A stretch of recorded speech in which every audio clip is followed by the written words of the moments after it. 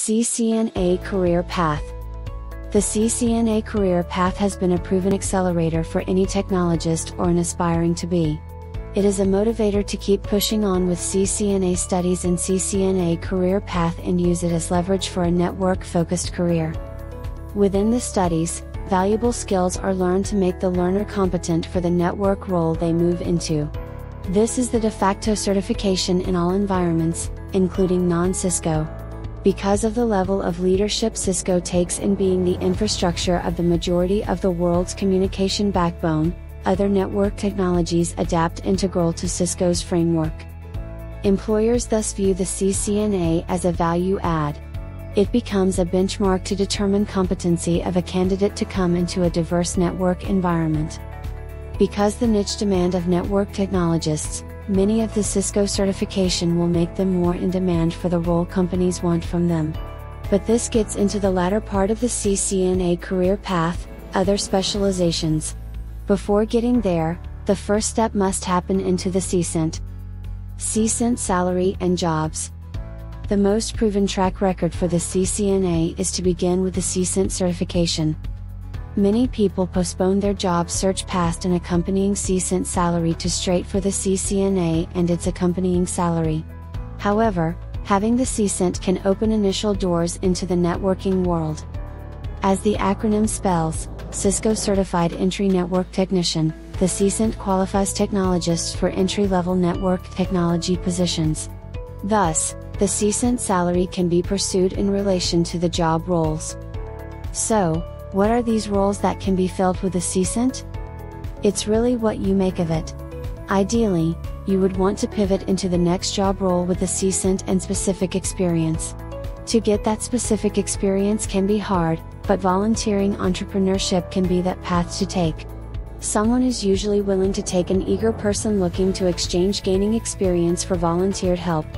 But this isn't always required. Job roles can still be filled with just the certification. Below are this of job roles. Network hardware installer. Network cable technician. Network operator. The CCNA pushes the qualification for these roles further. You can also add on roles like network administrator, network technician, network engineer. The CCNA career path gives a better leverage for the path to become a network engineer with no experience. It also means a CCNA salary will usually be better paying than a CCENT salary. Either way, finding roles with a CCENT or CCNA as soon as possible is the most advisable. Learning networks to become a network engineer is less theory and more practical. It makes the goal more attainable. How long should you stay at your first role? Your first CCNA role will teach you troubleshooting skills and give you a framework for how communication systems are built for companies. These entry roles may provide a decent CCNA salary. More often than not, this is just the lowest rung. There's more. Don't neglect the value your first role will provide. It's an opportunity to get paid to learn. So learn. Learn fast. And then pivot. Pivoting is a strategy that requires understanding of what recruiters are looking for. So begin interviewing once you've established some knowledge of real network from your first role in your CCNA path. You should really have some measure of understanding between 1 to 3 months into the role. Start figuring out what the market wants then and start interviewing to learn what other companies want. If there are skills mentioned in interviews that you don't have, write them down.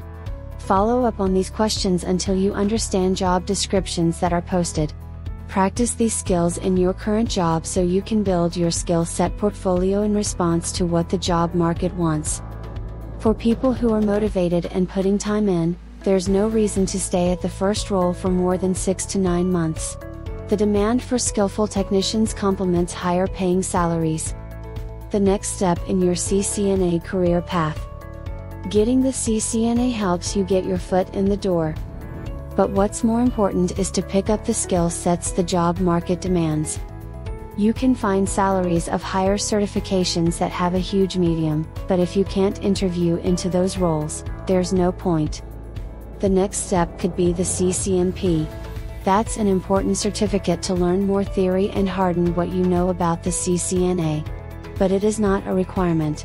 Proven experience is. It's possible to make six figures with a CCNA salary. But the logical progression of certifying for higher certifications makes sense. If you want to gain skill sets that way, go for it. Here's the certification path after the CCNA. Another CCNA- depending on market demands, you may consider other specialties apart from routing and switching. Take collaboration, data center or security for instance. These are in demand and can be more fitting if you are able to work your current experience with these roles. CCNP, as with the CCNA, there are other specialties that can be possible with this. CC, this and the CUR are the holy grail of the certification world. If you're not making six figures having these certifications, you're probably doing something wrong. If you're in the middle of your CCNA studies, keep pushing forward. The CCNA career path provides a worthwhile endgame ECCNA salary. And don't forget to gain that in-market experience. For more resources that are clear and concise, please see Odum's CCNA book, Pluralsight, Udemy.